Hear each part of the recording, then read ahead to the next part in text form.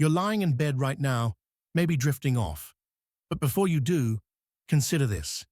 Beneath the sand in Egypt, there are boxes. Giant granite boxes, 24 of them, lined up in tunnels carved from solid bedrock. Each one weighs around 70 tons. No inscriptions, no mummies, no explanations.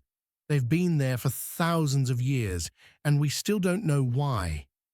Tonight, we're going to walk through 7 places on Earth where something doesn't add up. Not because of wild theories or science fiction, but because the evidence itself refuses to fit into the story we've been told. These aren't mysteries that keep you awake. They're the kind that let your mind wander as you fall asleep. The kind that remind you how much we still don't understand about the people who came before us. So settle in, let the questions come, and let's see where they take us. In the desert west of Cairo, about 20 miles south of the Giza Plateau, there's a site called Saqqara. Most people know it for the Step Pyramid, the oldest major stone structure in Egypt. But walk a little farther into the sand, past the tourist paths, and you'll find something that doesn't belong in any textbook. A staircase leading underground, narrow tunnels, and at the end of those tunnels, 24 granite boxes that weigh as much as a loaded freight train. They call it the Serapeum, and nobody can explain it. The man who rediscovered these tunnels was a French archaeologist named Auguste Mariette. It was 1850. He'd been sent to Egypt to acquire Coptic manuscripts, but he got distracted. He noticed sphinx heads poking out of the sand and decided to dig. What he found beneath the surface was a labyrinth, long corridors carved directly into the limestone bedrock, stretching for hundreds of feet. And inside those corridors, arranged in side chambers, were these enormous stone boxes. Sarcophagi, technically, but not like any sarcophagi you've seen before. Each one was carved from a single block of granite, not assembled, not pieced together. One solid block, hollowed out, with a matching lid that weighed another 20 tons. The corners are sharp. The surfaces are smooth. Some are polished to a near-mirror finish. When you run your hand along the inside, you can barely feel a seam. And here's the thing. Granite is one of the hardest stones on Earth. To shape it like this, with the tools we believe the ancient Egyptians had, should have taken years per box, maybe decades. Mariette assumed they were meant for bulls, sacred Apis bulls to be specific. There's a tradition in Egypt of mummifying these animals and honoring them as incarnations of the god Ptah. Some of the boxes do contain the remains of bulls, but not all of them. In fact, most were empty when Mariette opened them, and the few that did contain remains, well, the bones didn't quite fit. They were loose, disorganized, like someone had placed them there as an afterthought. So why build something this massive for a bull? Why use granite instead of limestone, which would have been far easier to work with? Why polish the inside to a degree of precision that wouldn't matter if you're just storing remains? The effort involved seems completely out of proportion to the purpose. There's another problem. The tunnels themselves are barely wide enough to walk through in some places. Moving a 70-ton box down these corridors, around corners, and into position would have required engineering we're still not sure the Egyptians possessed at that time. No ramps, no tool marks on the walls to suggest how they dragged them in. Just the boxes, sitting there in the dark, impossibly heavy and impossibly precise. Some researchers have measured the tolerances on these boxes with modern instruments. The flatness of the surfaces, the squareness of the corners. They're accurate to within a few thousandths of an inch. That's the kind of precision you'd expect from a machinist, not a stoneworker with a copper chisel and a wooden mallet.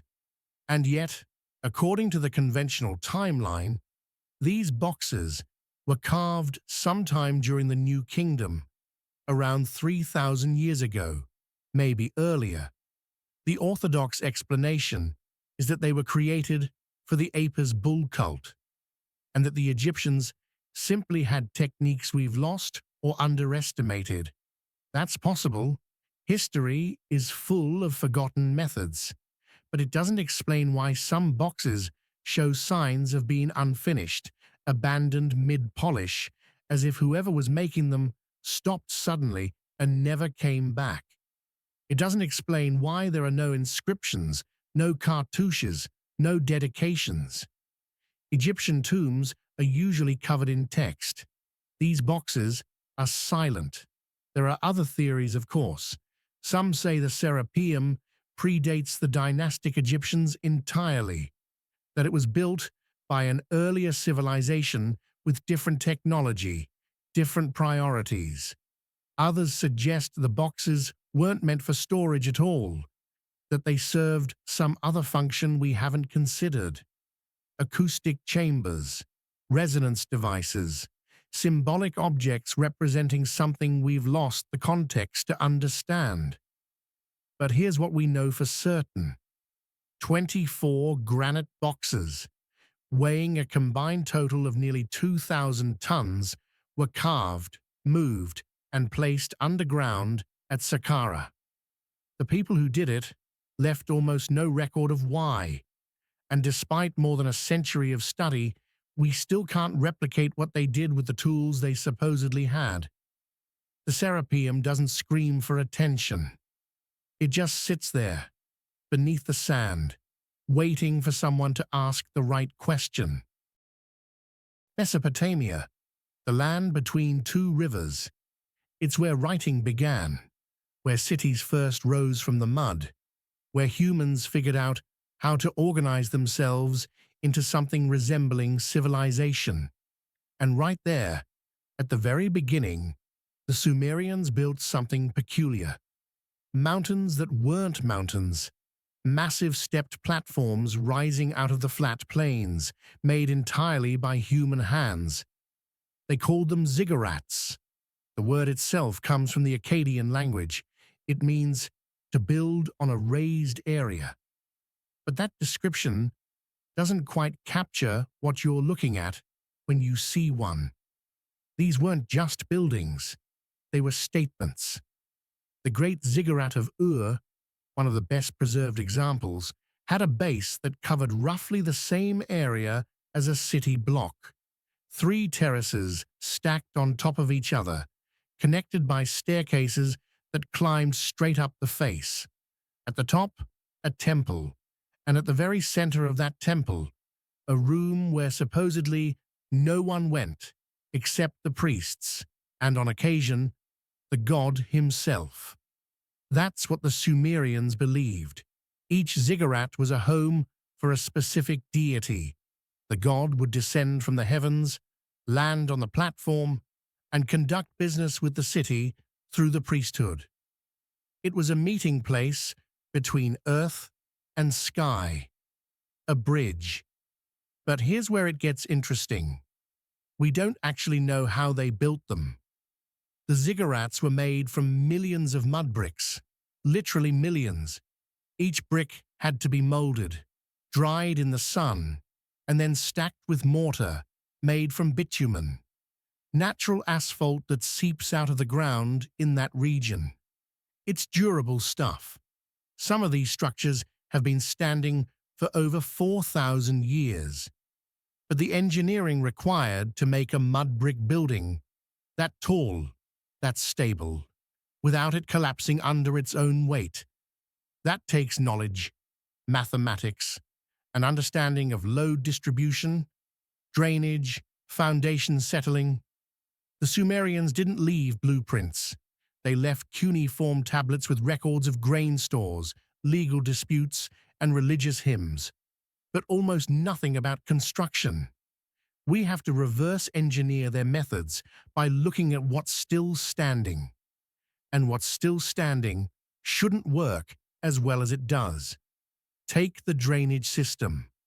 Mesopotamia floods. The Tigris and Euphrates rivers don't stay in their banks. Rain comes hard and fast when it comes at all. If you build a massive mud brick structure without accounting for water, it's going to dissolve. The Sumerians knew this, so they designed weep holes, small channels running through the core of the ziggurat that allowed water to escape without eroding the structure. They also fired some of the bricks on the outer layers to make them waterproof. But the interior bricks, still just sun-dried mud. And yet they hold. Then there's the geometry. Ziggurats aren't perfectly symmetrical. If you measure them carefully, you'll notice slight curves, deliberate irregularities. Some researchers think this was intentional, a way to account for the visual distortion that happens when you look up at something that tall. The same principle the Greeks would later use on the Parthenon. But the Sumerians were doing it 1,000 years earlier. Now, the part that keeps people up at night, we're not entirely sure what happened inside these temples. The common explanation is that they were used for rituals, offerings, prayers. The king would climb the stairs, meet with the high priest, and conduct whatever ceremony was needed to keep the gods happy and the crops growing. That makes sense, but there are odd details in the records. References to sacred marriages performed at the top of the ziggurat between the king and a priestess representing the goddess Inanna. Not symbolic. Actual, ritualized unions meant to ensure fertility for the land. And then there are the sleeping chambers. Some ziggurats had rooms at the top where, according to the Greek historian Herodotus, a woman would spend the night alone, waiting for the god to arrive. Herodotus wasn't always reliable. He wrote his accounts centuries after the ziggurats were built, based on second-hand stories, but the details stuck. Why would a culture as pragmatic as the Sumerians dedicate that much labor, that many resources, to a bedroom for a god who may or may not show up? There's another layer to this. The Sumerians didn't see their gods the way we think of gods today. They weren't abstract. They weren't metaphors. They were real physical beings who walked among people, made demands, got angry, played favorites. The ziggurats were built with that understanding. So when the texts say, the gods descended to the temple at the top, the Sumerians meant it literally. We can measure the ziggurat. We can analyze the bricks. We can trace the trade routes that brought the bitumen from hundreds of miles away. But we can't quite explain why they felt the need to build a staircase to heaven. Japan, 5th century. Across the islands, something strange is happening. People are dying, as people do, and they're being buried in massive earthen mounds. Kofun, they're called. Some of these tombs stretch longer than 3 football fields. They're shaped like keyholes when seen from above, a round section attached to a triangular section, and they're surrounded by moats. Inside, the bodies of kings, warriors, leaders, but outside, arranged in careful rows along the slopes and edges of these mounds, are figures, hundreds of them, sometimes thousands. They're made of clay, hollow, baked hard, and they're staring at you. The Japanese call them Haniwa. It means circle of clay, but that name doesn't capture what they really are. These aren't just pottery. They're people, animals, houses, boats, shields, quivers full of arrows, an entire world, frozen in terracotta, built to surround the dead. Some of them are simple, cylinders with faces. Others are detailed, warriors in full armor, their hands gripping swords that have long since rotted away. Women with elaborate hairstyles, their expressions calm, patient. Horses with saddles, chickens, dogs, even musicians, caught mid-performance, holding instruments we can still recognize. They were placed in a specific arrangement, like an audience, all facing outward from the tomb, watching, guarding, waiting. But here's the question.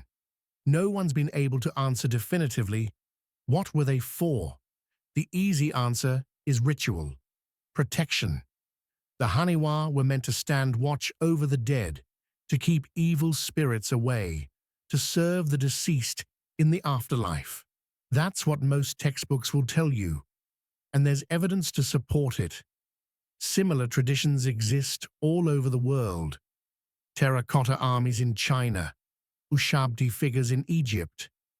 The idea of equipping the dead for the next life is practically universal. But the Haniwa are different in one key way. They weren't buried with the dead. They were placed on top of the tombs, exposed to the elements, visible to anyone passing by. That's not how you treat something sacred. That's how you display something, a message, a statement. The Kofun period, when these tombs were built, was a time of consolidation in Japan. Clans were competing for power. Alliances were fragile. A leader's death was a vulnerable moment, and the size of the tomb you built for them communicated how much influence your family still had. The bigger the tomb, the more Haniwa you could afford to commission, the clearer the signal. We're still here, and we're not going anywhere. So maybe the Haniwa weren't just for the dead. Maybe they were for the living, a way to project strength, to remind neighboring clans that this family had resources, artisans, laborers, that they could mobilize thousands of people to shape clay, fire kilns, and arrange an army of figures on a hillside just to honor one person. But that still doesn't explain the details. Why are some of the Haniwa smiling? Not all of them. Most have neutral expressions, but a few, scattered among the rows, have these subtle, almost playful grins. Why would a funerary object look happy? Why give a guardian figure a sense of humor? And why are there so many different types? You'd expect soldiers maybe, attendants, but chickens, farmers, musicians. One tomb had a Haniwa shaped like a house, complete with a thatched roof and a doorway. Another had a boat. These aren't just symbolic protectors. They're a snapshot of daily life, a catalogue of everything the deceased might need, or everything they left behind. There's a theory that the Haniwa tradition started as a substitute for human sacrifice. Before the Kofun period, there are accounts, hazy, possibly exaggerated, of retainers being buried alive with their lords. The logic was simple. If you served someone in life, you'd continue serving them in death. But at some point, someone decided that was wasteful. So they started making clay replicas instead.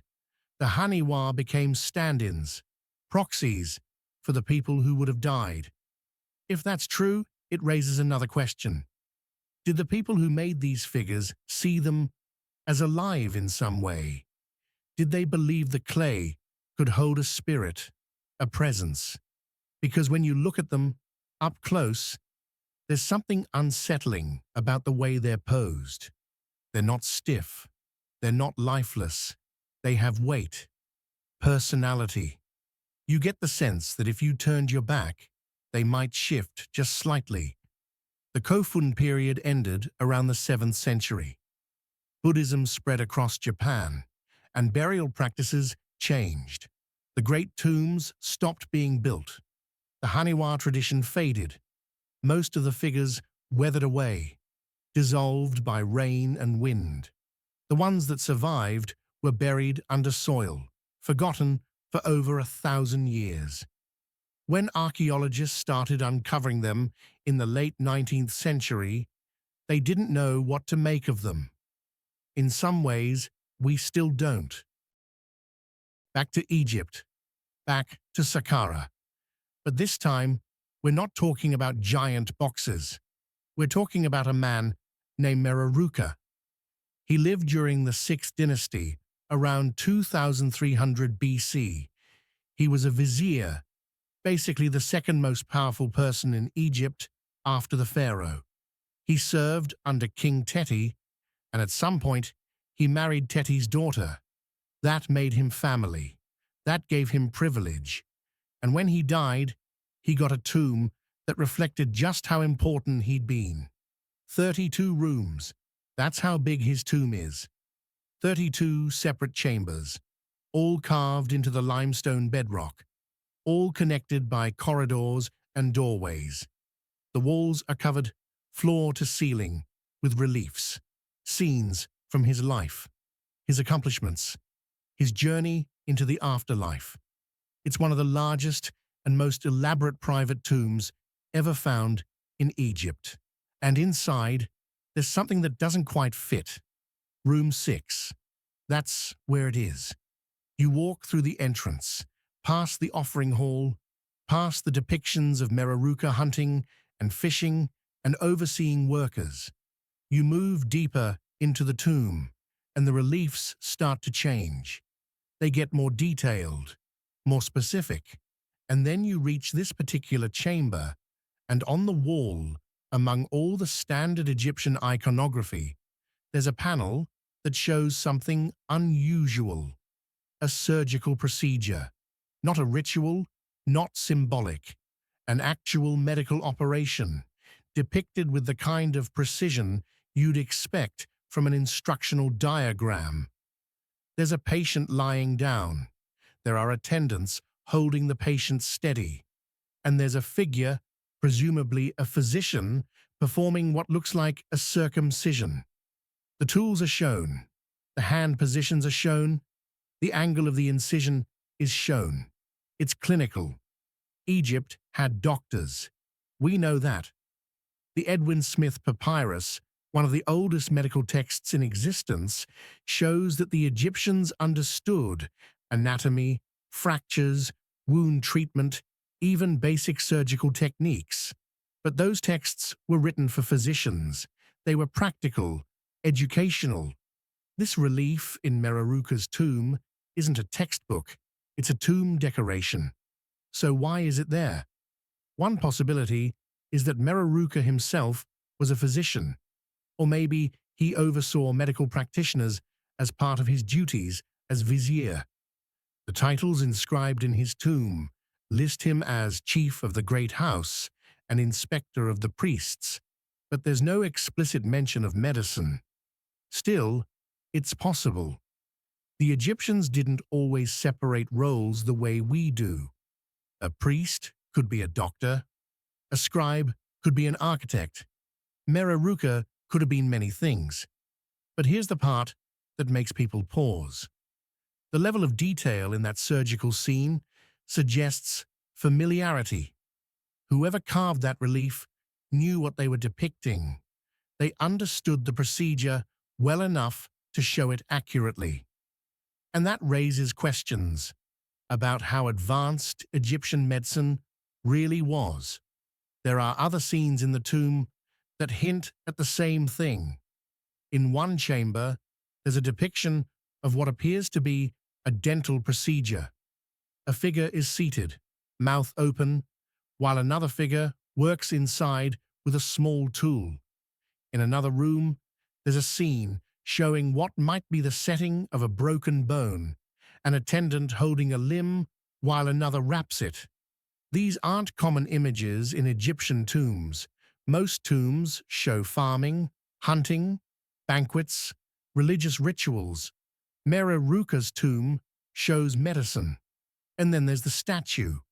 In the main burial chamber, carved directly out of the bedrock, there's a life-size statue of Mereruka himself. He's standing, 1 foot forward, arms at his sides. It's a standard Egyptian pose, but the execution is anything but standard. The proportions are exact. The muscle definition is subtle but present.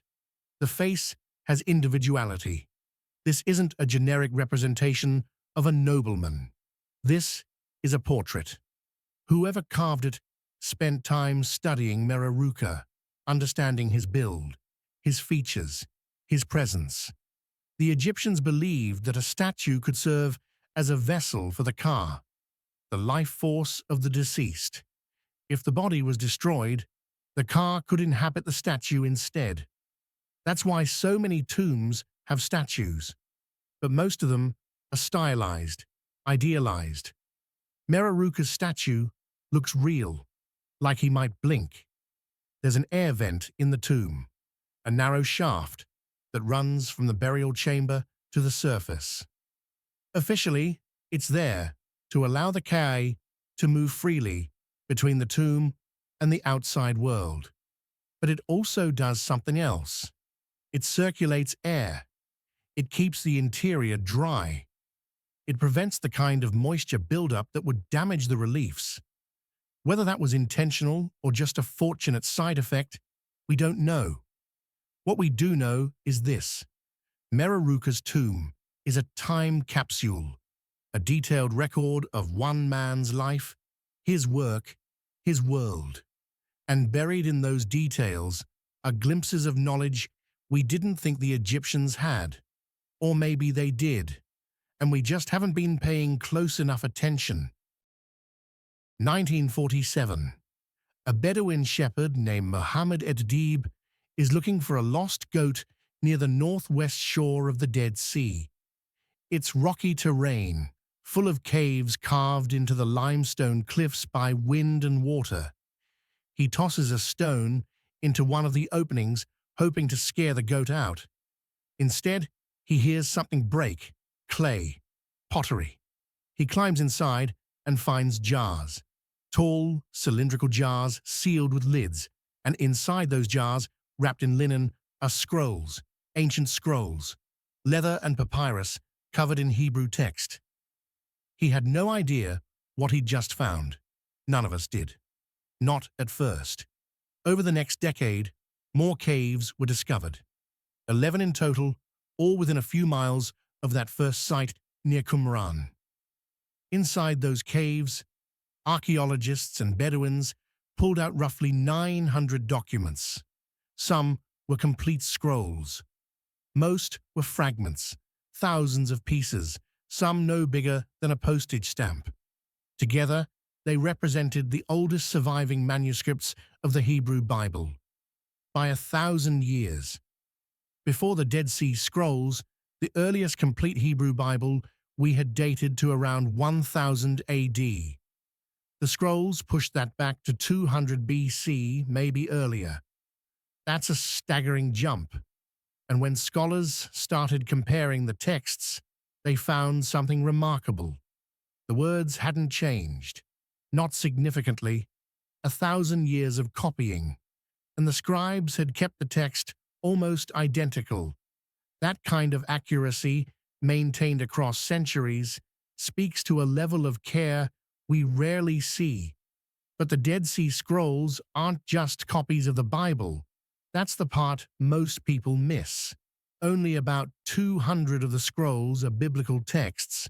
The rest are something else: commentaries, prayers, community rules, apocalyptic visions, instructions for daily life, for ritual purity, for war. These weren't synagogue documents. They were library scrolls, someone's personal or communal collection. The question is, whose? The prevailing theory is that the scrolls belonged to a Jewish sect called the Essenes. They were separatists, ascetics, people who believed the religious establishment in Jerusalem had become corrupt. So they left. They went into the desert near Qumran and built a community, a place where they could live according to their interpretation of the law, away from the influence of the priests and the Romans. The scrolls, according to this theory, were their texts. When the Roman army marched toward Qumran during the Jewish revolt in 70 AD, the Essenes hid the scrolls in caves, hoping to retrieve them later. They never did. It's a tidy explanation, and there's evidence for it. The ruins at Qumran show signs of communal living, ritual baths, a dining hall, a scriptorium where scribes might have worked. Inkwells were found, pottery that matches the jars in the caves. The timeline fits, but not everyone agrees. Some scholars point out that the scrolls show diversity, different handwriting, different theological perspectives. Some texts are strictly legalistic, others are mystical, almost poetic. If these were all written by one sect, why the variation? Why would a group that valued purity and uniformity preserve documents that contradicted each other? There's another problem. The caves are spread out. Some are close to Qumran, others are miles away. If the Essenes were hiding their library in a hurry, why scatter it? Why not put everything in one secure location? An alternative theory suggests the scrolls didn't come from Qumran at all. They came from Jerusalem. When the Romans laid siege to the city, people fled with whatever they could carry. Priests, scholars, families, they grabbed their most valuable possessions and ran. For many that meant scrolls, sacred texts, legal documents. They hid them in the desert caves, intending to come back. The war ended. The city fell. Most of them never returned. If that's true, then the Dead Sea Scrolls aren't the library of one community. They're fragments from many. A snapshot of Jewish thought and practice in the final days before the temple was destroyed. That would explain the diversity, the contradictions, the sheer range of material. But it also raises another question. If these scrolls were so important enough to risk carrying them through a war zone, why were they never recovered? Did the people who hid them die? Were they killed, captured, scattered? Or did they simply forget where they'd hidden them? There's one scroll in particular that still haunts researchers, the Copper Scroll. Unlike the others, it's not written on leather or papyrus. It's engraved on copper sheets, rolled up and hidden in Cave 3. And it's not a religious text. It's a list, a treasure map. It describes 64 locations around Jerusalem and the surrounding area where gold, silver, and sacred objects were supposedly buried. Tons of it. No one's ever found the treasure, and no one's entirely sure it exists, but someone thought it was worth writing down. Peru, a small town called Ica, tucked into the coastal desert south of Lima. In the 1960s, a local doctor named Javier Cabrera started collecting stones. Not just any stones, river rocks, andesite mostly, ranging from the size of your fist to the size of a beach ball. And carved into these stones were images, thousands of images, dinosaurs walking alongside humans, ancient surgeries, heart transplants, brain operations, star maps, flying machines, scenes that shouldn't exist. Cabrera claimed he'd been given the first stone as a paperweight, a gift from a farmer. Intrigued, he started asking around, and more stones appeared. Lots of them. By the time he died in 2001, he'd amassed a collection of over 15,000 pieces, all decorated with engravings that seemed to depict an impossible history. He opened a museum. He wrote books. He believed these stones were evidence of an advanced pre-Columbian civilization, maybe older, that possessed knowledge we're only now beginning to rediscover. The problem is, Nobody knows where the stones actually came from. The farmers who sold them to Cabrera gave vague answers. They said they found them in caves, in riverbeds, buried in the desert. But when pressed for specifics, the stories changed. Locations shifted. Details got fuzzy. And when the Peruvian government started investigating, because selling archaeological artifacts is illegal in Peru, the farmers admitted they'd made the whole thing up. They said they carved the stones themselves, sold them to tourists, and Cabrera had simply been a good customer. Case closed, right? Hoax. Move on. Except it's not that simple. Some of the stones show a patina, a surface coating that forms over centuries of exposure to the elements. That takes time. You can fake a lot of things, but faking patina convincingly is difficult. There are also stones in museum collections that were documented decades before Cabrera started collecting. Stones with similar engravings, acquired from the Ica region in the early 1900s. So either this hoax has been running for over a century, or something else is going on. The engravings themselves are unusual. They're incised, not carved, in relief. Someone used a pointed tool to scratch lines into the rock, creating images through repeated scoring. It's labor-intensive. Each stone would have taken hours, maybe days, depending on the complexity. And the images aren't random. There are recurring themes. Animals, some recognizable, others not. Human figures performing tasks. Geometric patterns. On some stones, there are what appear to be maps, continents with coastlines that don't match modern geography. And then there are the dinosaurs. That's the part that gets attention. Multiple stones show what look like sauropods, long-necked creatures with thick tails standing next to humans. In some images, the humans are riding them. In others, they're hunting them. The proportions are off, and the anatomy isn't quite right, but the general shape is there. Critics point out that the concept of dinosaurs didn't exist until the 19th century, so any depiction of them on ancient stones has to be modern. There's no other explanation, unless whoever carved them was working from something they'd actually seen. Not living dinosaurs, nothing that dramatic, but fossils. The Ica region is rich in prehistoric remains, marine fossils mostly, from when the area was underwater millions of years ago.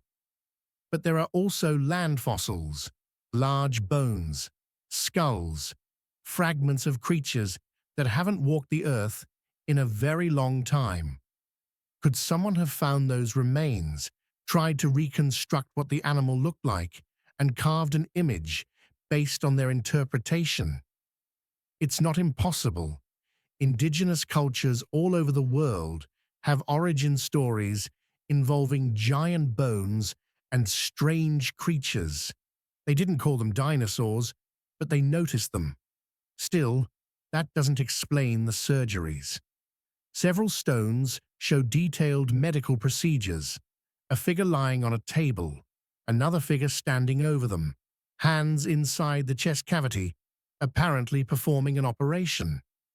There are depictions of what looks like blood transfusions, tubes connecting one person to another, caesarean sections, organ transplants. If these are hoaxes, whoever made them had a pretty sophisticated understanding of modern surgery, or they were copying from a medical textbook.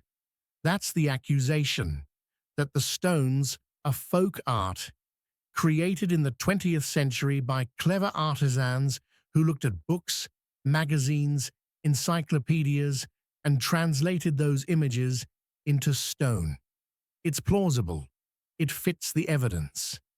And yet, when you look at the sheer number of stones, the consistency and style, The effort involved in creating 15,000 fake artifacts just to sell to one eccentric doctor, it starts to feel excessive. The Peruvian government considers the Ica stones a closed case. Academia dismisses them. Museums won't touch them. But collectors still buy them. Tourists still visit Cabrera's museum. And every so often, someone pulls another engraved stone out of the ground near Ica. No one's quite sure what to do with it. New Mexico, Hidden Canyon, about 35 miles south of Albuquerque. At the base of a mesa, there's a boulder. It's big, roughly 80 tons of basalt, dark and weathered. And carved into its face are letters, ancient letters, Paleo-Hebrew, to be specific. The same script used in the Levant around 500 BC, maybe earlier, and those letters spell out something very particular. The Ten Commandments in New Mexico. The stone was first documented in 1933 by a local archaeologist named Frank Hibben. He was a grad student at the time, exploring the area, and a guide showed him the boulder. Hibben didn't think much of it initially. There are a lot of carved rocks in the southwest, petroglyphs left by Native American tribes, historical graffiti, modern vandalism. But when he looked closer at the script, he realized this wasn't any of those things.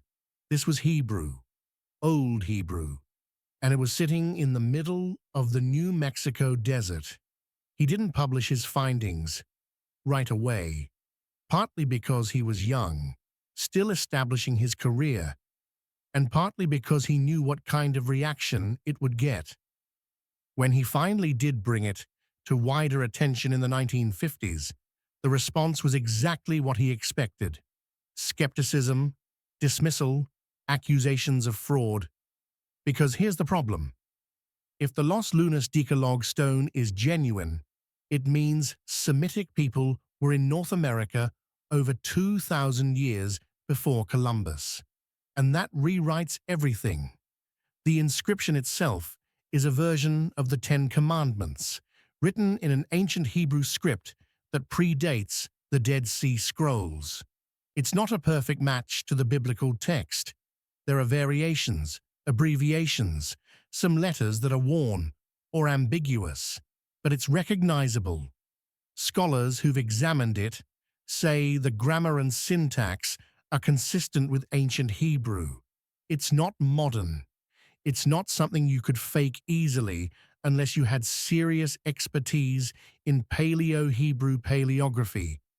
And that's where the debate gets messy. The skeptics argue that the stone is a hoax, probably carved sometime in the 1800s by a settler with knowledge of Hebrew. There were Jewish immigrants in the Southwest during that period. Maybe one of them decided to leave a religious marker, a monument of sorts, and used an archaic script they'd studied. It's possible. There's a tradition among certain communities of creating memorial stones in remote places. But there are details that don't fit that narrative. First, the weathering. The grooves are old, not just surface-level scratches.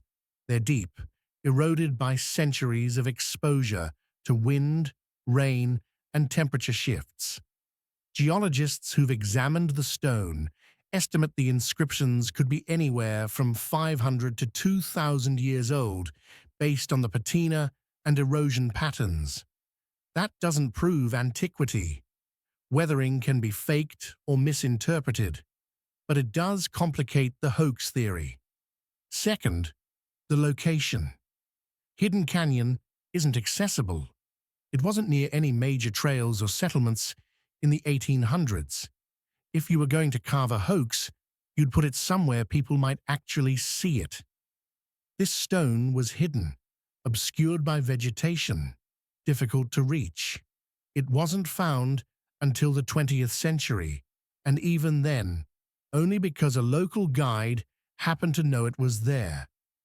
Third, there's the companion evidence. About 20 miles from Los Lunas, there's another site. Phoenician inscriptions carved into rock faces near the Rio Grande. Different script, same general time period, and scattered throughout the southwest, there are odd artifacts that suggest ancient Mediterranean contact. A Roman-style oil lamp found in a sealed cave in Arizona. Coins that might be Carthaginian, stone anchors off the California coast that resemble designs used by ancient seafarers. None of these are accepted by mainstream archaeology. They're dismissed as misidentifications, hoaxes, or coincidences. But taken together, they paint a picture that's hard to ignore. What if ancient mariners did reach the Americas? Not in large numbers, not establishing colonies, but in small, isolated expeditions that left traces behind. Traces we're only now starting to recognize. The theory isn't as far-fetched as it sounds. We know the Phoenicians were exceptional sailors. They circumnavigated Africa. They traded across the Mediterranean and beyond. If they could sail from Carthage to Britain, why not across the Atlantic? The currents are favorable. The distance, while significant, isn't impossible. And if a ship got blown off course, caught in a storm, separated from a fleet, it could end up on the coast of North America. Maybe someone survived. Maybe they traveled inland, following rivers, searching for a way home. And maybe, at some point, they stopped at the base of a mesa in what would one day be called New Mexico and carved their faith into stone. A message, a prayer, a reminder that even here, in this strange and distant land, the covenant still mattered. Mexico's Yucatan Peninsula. The year is roughly 900 AD. The Maya civilization is at its height. Cities connected by white limestone roads, trade networks stretching across Central America, a calendar system more accurate than anything Europe would produce for another 600 years. And at Chichen Itza, one of their greatest cities, they built something unusual. A building that doesn't look like their other temples. No steep pyramid, no imposing staircase, just a circular tower sitting on top of a rectangular platform with narrow window slits cut into the walls at specific angles. They called it El Caracol, the snail, because inside there's a spiral staircase that winds upward through the stone, leading to an observation chamber at the top. It's an observatory, and it's pointing at things we're only now beginning to understand. The Spanish conquistadors didn't know what to make of it when they arrived in the 16th century. It didn't look like anything they'd seen in Europe or anywhere else in the Americas. The architecture was distinct. Rounded walls, domed roof, tiny windows positioned with precision. They assumed it was some kind of temple, maybe a fortress. They never considered that it might be a scientific instrument. But that's exactly what it was. The windows aren't random. Each one aligns with a specific celestial event. One tracks the sunset during the spring equinox. Another follows the southernmost point of the moon's path across the sky, a position that only occurs once every 18.6 years. There's a window aimed at Venus, tracking its appearance as both the morning star and the evening star. The Maya were obsessed with Venus. It shows up constantly in their codices, their carvings, their calculations. They could predict its movements centuries in advance.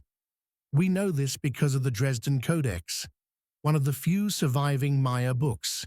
It contains tables, pages and pages of astronomical data, tracking Venus through multiple cycles, noting when it would rise, when it would set, when it would disappear behind the sun and reappear. The math is complicated. It requires understanding synodic periods, orbital mechanics, the relationship between Earth's movement and Venus's. The Maya didn't have telescopes. They didn't have computers.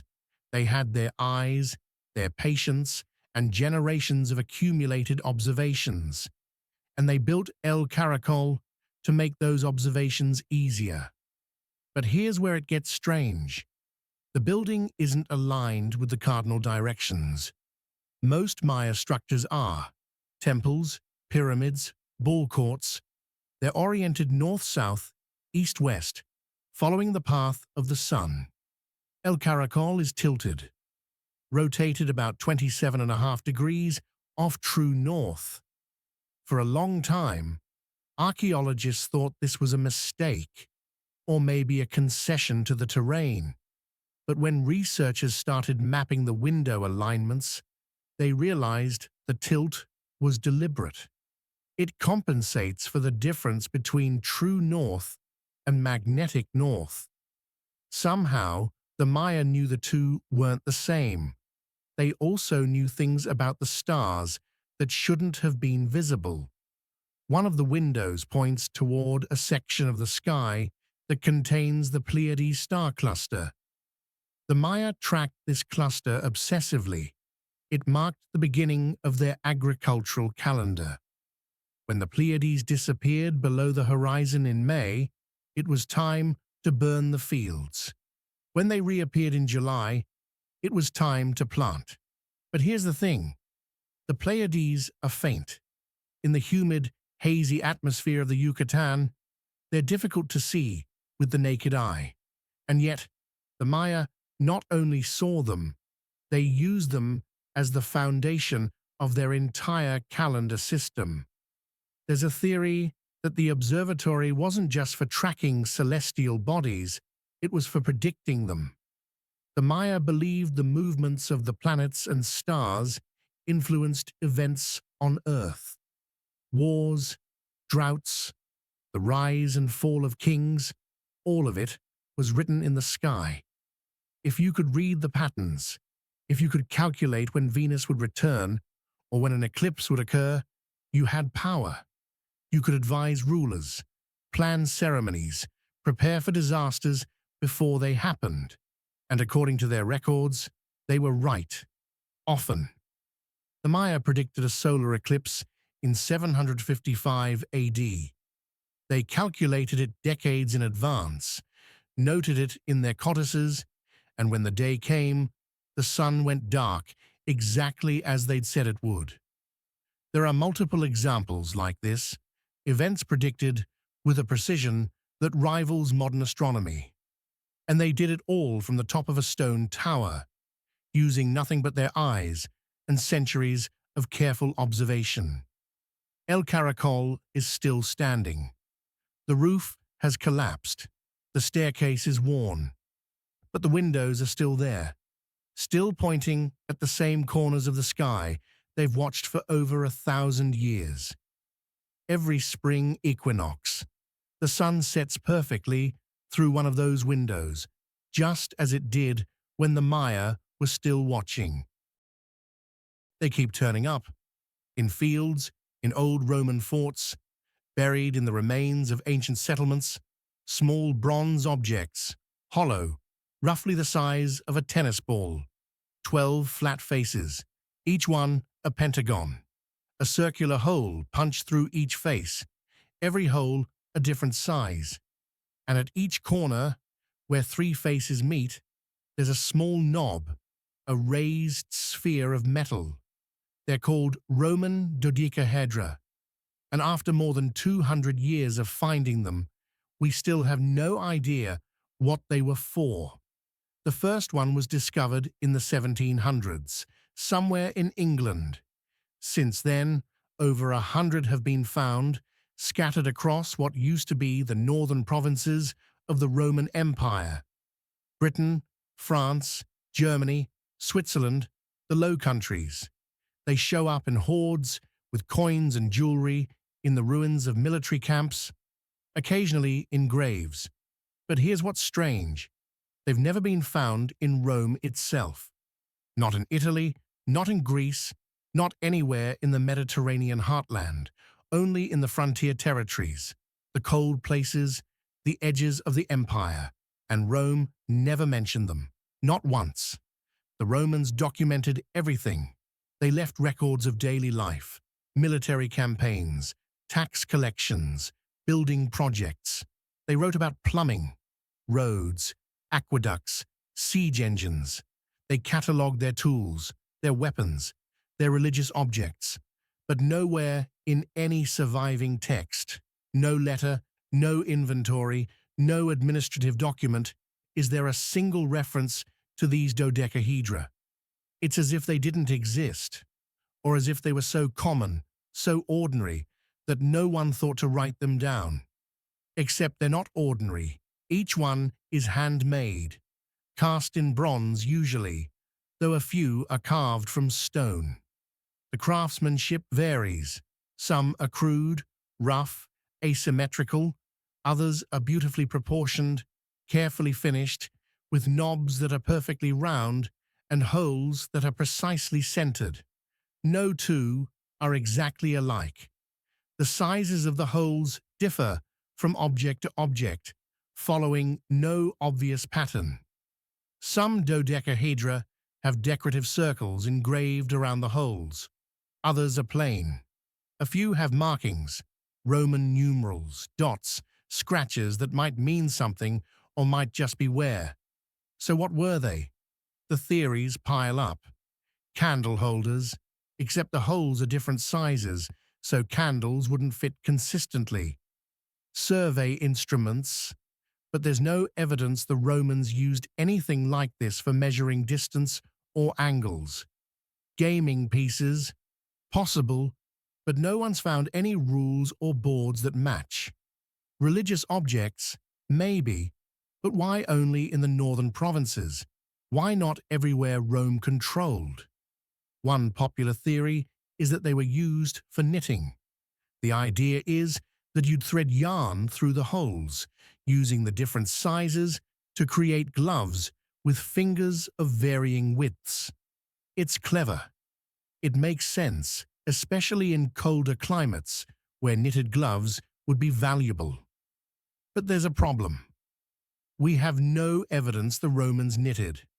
Knitting as we know it doesn't appear in the archaeological record until centuries after Rome fell.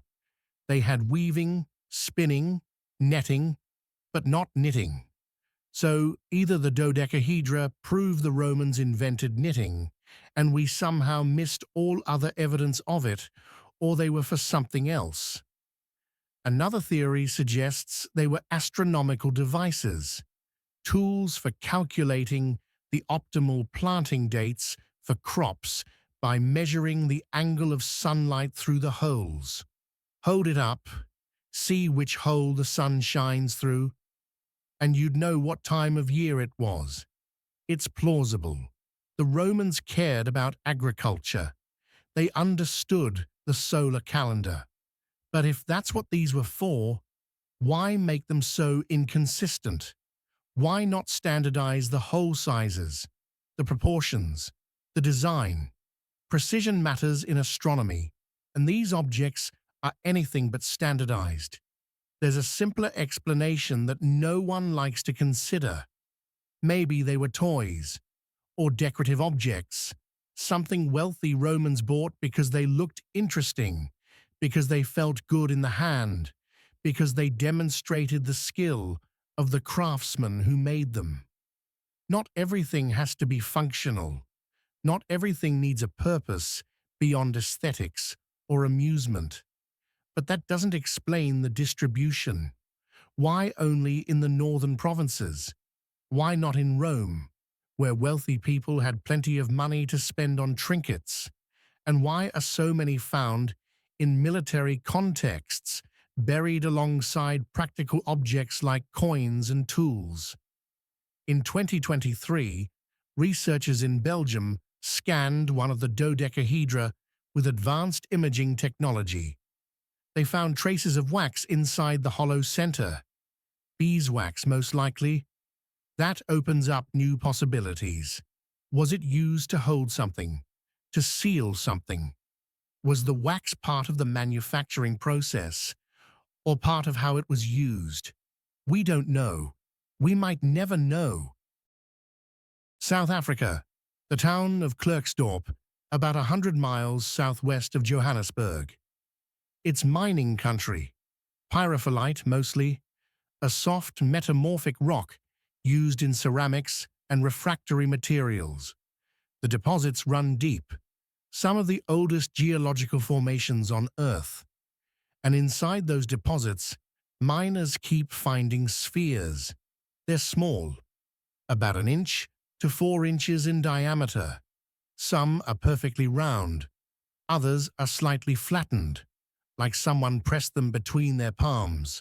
They're dark, metallic grey, rust red, deep brown.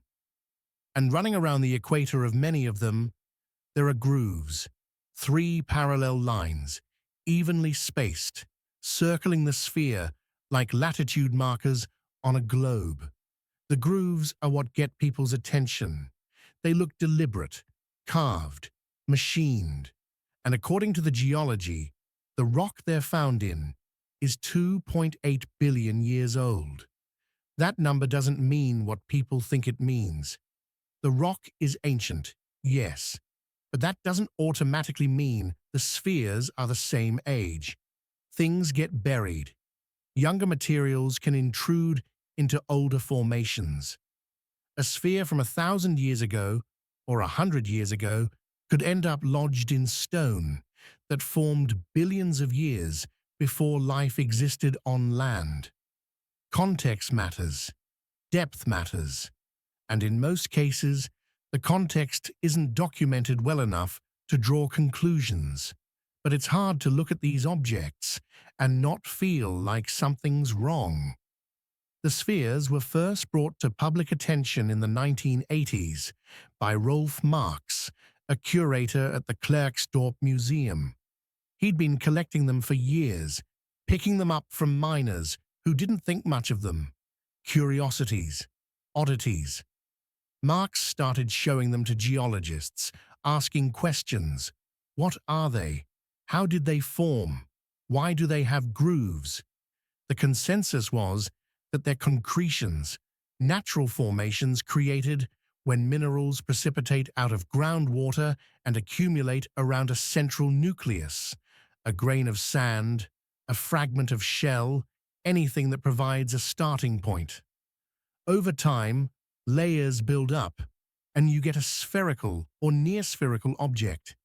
It happens all over the world. Concretions are common, but most concretions don't have grooves. Marx wasn't satisfied with that explanation. He sent samples to labs.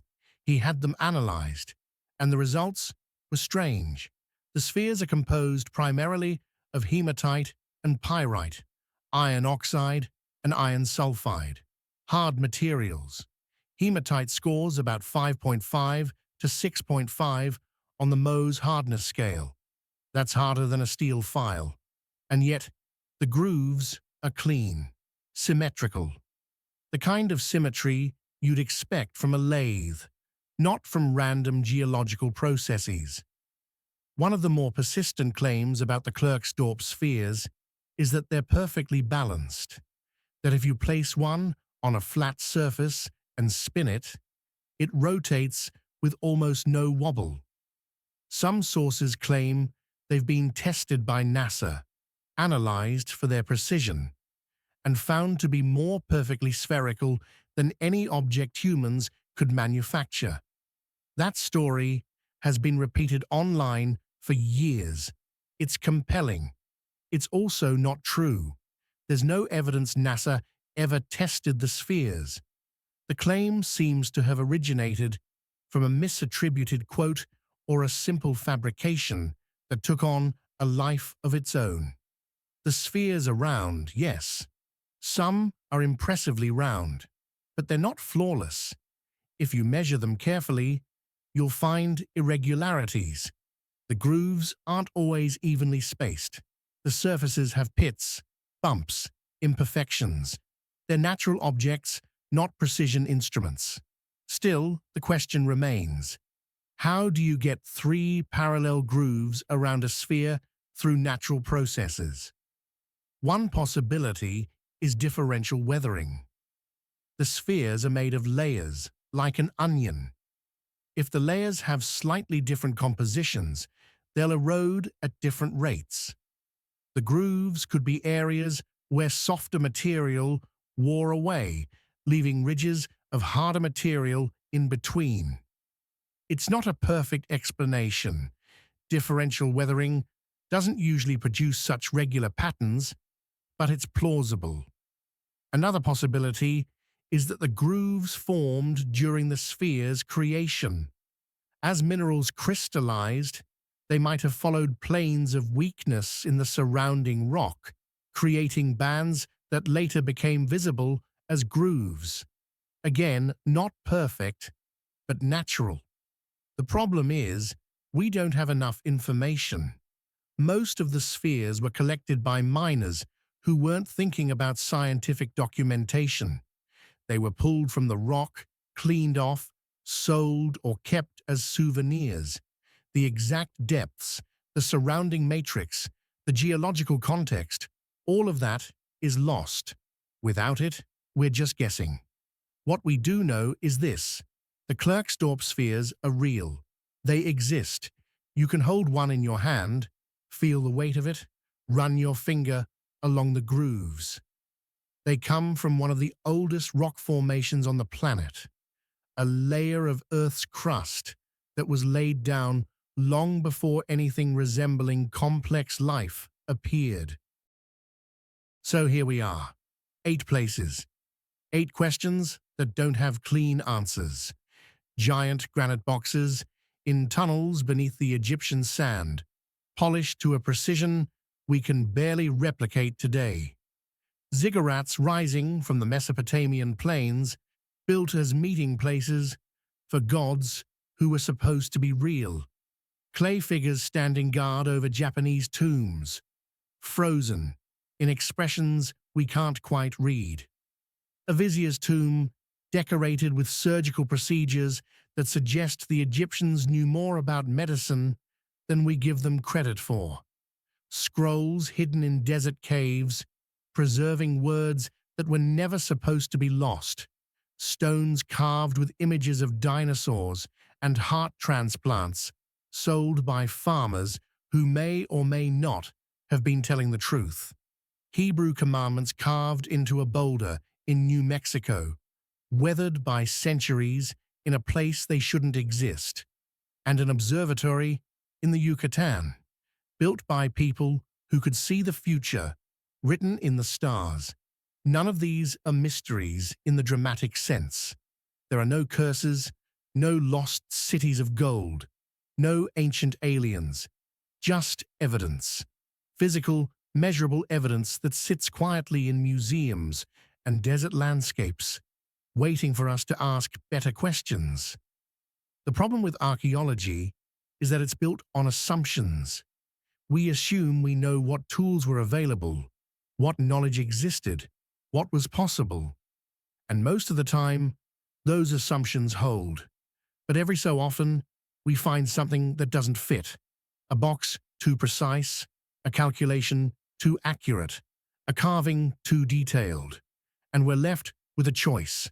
We can dismiss it, call it an anomaly, a hoax, a misunderstanding, or we can sit with the discomfort of not knowing. Because that's what these places represent. Not answers, just the space where answers should be. The people who built these things, who carved the stones, who tracked the planets, who hollowed out 70 tons of granite with tools we can't identify. They're gone. Their voices are gone. All we have left are the objects themselves, silent and patient, doing what they've always done, existing, persisting, refusing to be easily explained. Maybe that's enough. Maybe the point isn't to solve every mystery, but to remember that the past is deeper and stranger than we think, that the people who came before us weren't primitive. They were us, just as curious, just as clever, working with what they had and leaving behind traces we're still trying to decode. Sleep well. Let your mind wander. And if you find yourself thinking about granite boxes in the dark, or clay soldiers watching over the dead, or Hebrew letters carved into stone where they shouldn't be, well, that's the point. These mysteries don't need to keep you awake. They just need to remind you that there's still so much we don't understand. And maybe, just maybe, that's not something to fear. It's something to appreciate. If you enjoyed this journey through the unexplained, hit that like button. Share it with someone who appreciates a good mystery. And if you want to keep exploring the places where history doesn't quite add up, there's more waiting. Subscribe, and we'll keep digging. Together. Because the past isn't finished with us yet.